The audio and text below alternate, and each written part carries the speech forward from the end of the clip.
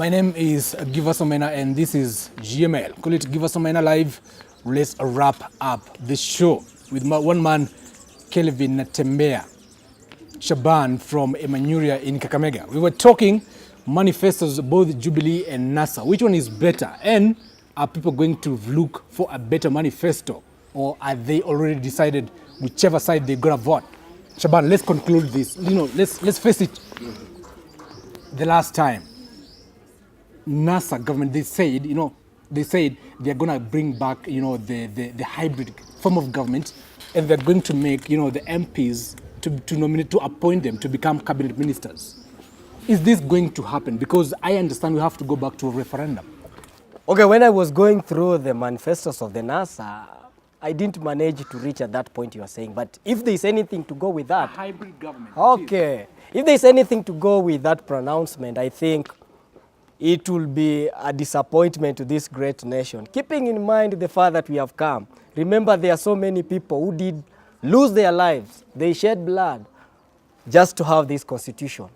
And remember Raila himself, most of his desperate defenders, they are saying that the guy actually, he was the founding father when it comes to the second liberations. They assume that he's among a few people who actually sacrificed their lives just to have this constitution. So you see, I wonder how comes he would like now to drag something that himself, he has fought for it. I mean that the new constitution that we are having, whereby it bars the MPs from becoming ministers. You see, this is the same person who did say that through this constitution, we can be able to move very far. So, and just the way I've told you in the beginning, that the NASA and the manifesto of the 2017 election, I'm still doubting. Actually, I'm in my political limbo. Do you see the intention? Are they having the intention of creating positions, for the other principles? You have Isaac Ruto. He has no position. It's not in the constitution. They're creating those positions. Is that the intention? Okay, I think they are not. Maybe it could be. It could be. Because if they are saying they would like to have such a kind of government, it means what? The Isaac Rutos of this world, the Wetas of this world, people whom we assume, they are only looking for the elective post. And at the same time, they would like somebody to include them in the equation of the ministerial position or for the administration of the government. It's like now, Railas and his associate, they are busy looking for the loophole, whereby they can be able to accommodate these people, regardless of them being elected through the elections. Are you getting it? Yes. But that one will not be fair for the Kenyans because... referendum. It will cost Kenya around maybe... Actually, it will cost... But I think he can still create those positions even without going for the referendum. It's possible. No, it's possible. Making an MP, unless the MP resigns. Yeah, actually... Yeah, when it comes now to the new constitution, as you have said, they are not supposed to be ministers at the same time holding elective posts. That is true. It's completely true. That one is true. But I think these offices, creating these offices, it is still possible, even without altering the constitution. It's still possible. But what the Railas should do is to try as much as possible to make sure that during his governorship or during the time of being the president, when he will form the government, God forbid, come next year, if they win, no, Shaban, no. No, Shaban, if they win. No, it's my opinion. Leaders come from God. I'm the one to answer this. Yeah. So if he comes the president after the forthcoming election, what he should do, he should find the ways to empower the constitution more than what the Jubilee government has done, rather than taking us back where we were by coming up with the methodology of changing the constitution to take us the olden constitution. Now, we've talked about NASA so much. Let's go to Jubilee. Ruto said on Monday in his manifesto, that they have constructed stadiums. Stadium, like in West Pokot, he mentioned Moyale, and then he mentioned some other funny places. Do you have stadium? Honestly, I hate talking about this animal called manifesto because we don't need manifesto. And this country, actually, it has been going on without the manifestos. What do the politicians do? The politicians, they only look for the loopholes or the ignorance of the Kenyans for the intention of giving them an opportunity to hold these positions. So if there's anything to go with the manifesto that they did present in the previous campaigns, actually, as I've told you, they did not complete most of the things or they did not implement. But they are supporters. You see, they still have their diehard supporters, either with the manifestos or not. They will still vote for them. No. So let us not waste our precious time. But do we have those stadiums? Do we have stadiums? Do we have those stadiums? We don't have the He was lying to us. But what he did say, and I think that's the way I've been telling you, that Ruto's and his team, they have perfected the art of exaggeration. What did he say on Monday? He did say that instead of now creating 5 stadiums, 9 stadiums. Yeah. In 6 months. All of them will be completed in 6 months. And that's why I would advise him. He should keep off talking about the manifesto, something that they know very well that they cannot achieve them.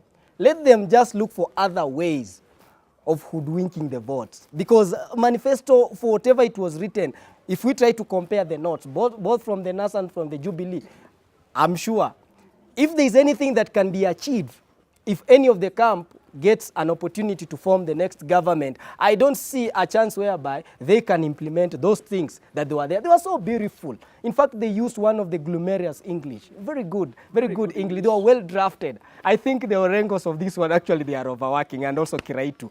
When it comes now to selecting words, omitting topics and themes, actually, they got it right.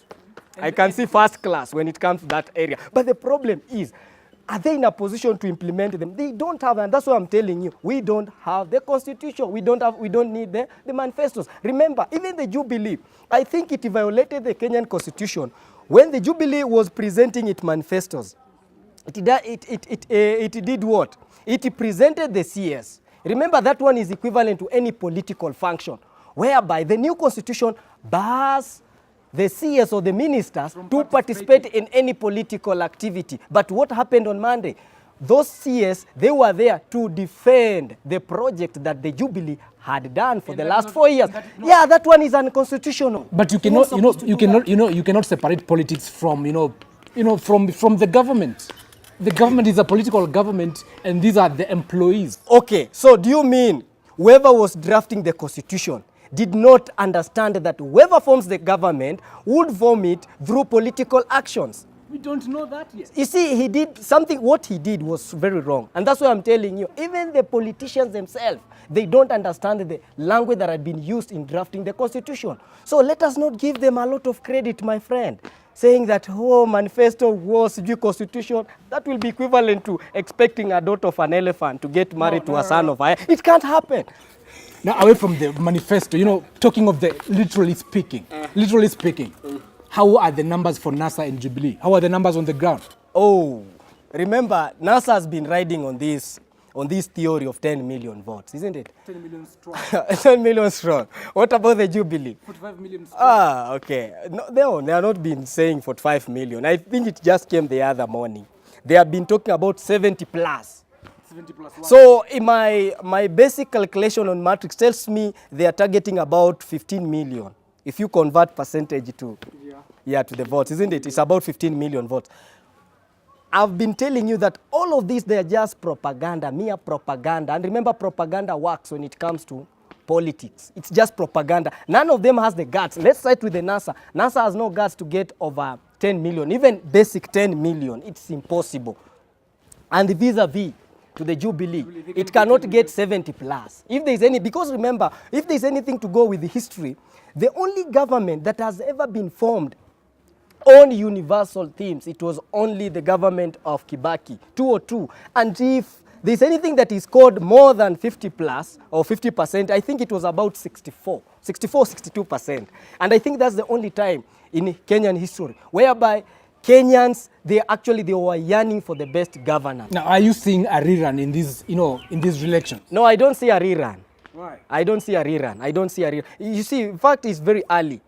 It's very early to know which camp stands at a good chance to win. Actually, remember politics itself, we normally say that politics is so dynamic. What today we think is the truth, tomorrow will be not just lie, but will be a fat big lie in political, isn't it? So it's very early to come up with such a prediction. But what I would say, let them get to the ground, do homework as it is required. So and this is the last shot of Raila Odinga. If he loses, he dies. You see, either he wins or he loses. That one does not affect us. Remember, that one is a personal political ambition. How does it affect I and my children? It doesn't. So let him go and find his what? No, he has supporters. Let Natembea. him achieve his He goal. has supporters. Who has said that he doesn't have the supporters? They care about him. Actually, it is true. Raila has the desperate defenders who are ready to, they are ready to spend their nights and days to campaign and vote for him, even if it means he will lose. That is true. But when you try to bring Raila's personal life to the Kenyan equation, I don't see where it fits. Your last words. Your last words, Natembea. Your last words, Natembea. You see, we have, number one, I've said that the manifesto that were presented the other days, we don't need them. Even the forthcoming presidential debate, my friend, let me tell you for free, it will not have any change. It will not have an impact unless you don't appreciate the political pattern of this country. This country, it only depends which language are you speaking. Your bank account, what does it say? Period. So these other things just a matter of trying to copy-paste what happens in the US and other Western countries. But here, we are still carrying our politics locally. Let's wait and see. It's not far. It's around 1 month to elect. Even if it were to be done today, we don't need the so-called presidential debate and the manifestos. You just come, hit the ground, give out money, and also try to hoodwink the members of your ethnic. Let's wait and see. Okay, so There has been Natembea Shaban Kelvin from Emanyuria in Kakamega County. And my name is Giverson Maina. It's Giverson Maina Live. Call it GML, whatever you want to call it. And until next time, see you again.